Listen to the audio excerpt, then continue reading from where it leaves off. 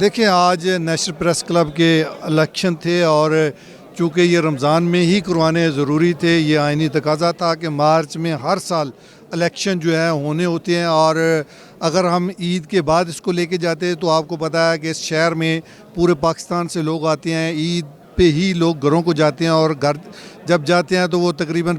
20 दिन महीना उनका लग ही जाता है। तो इसलिए हमने सोचा कि रमज़ान में ही इलेक्शन करवाए जाएं। लेकिन रमज़ान के बावजूद भी जो है लोग बड़ी तादाद में जो है वो वोट डालने के लिए आए हैं और बड़ी गहमा गहमी है, लोगों ने बड़ी दिलचस्पी का मुजाहरा किया है और अल्हम्दुलिल्लाह साफ ज़ाहिर है कि हर पैनल ने अपनी एफ़र्ट की है और ये जमहूरी प्रोसेस है, इसी तरह होना चाहिए। अभी तक कोई ऐसा वाक़या नहीं आया कि जिसकी वजह से कि बड़े खुश असलूबी के साथ ये सिस्टम चल रहा है और जो उम्मीदवार हैं एक दूसरे के साथ खड़े होकर गपशप कर रहे हैं और वोटर्स के हवाले से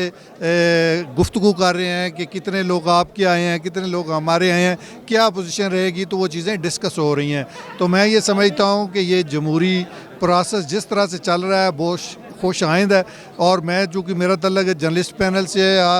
है और हमने जितनी कैंपेन की है, जितने लोगों के हम पूरा साल काम करते हैं, आज़ादी सहाफ़त का कोई इशू हो, सहाफ़ियों के हकूक़ के हवाले से, तो अल्हम्दुलिल्लाह हमारे ही लोग, हमारे ही कायदीन जो हैं वो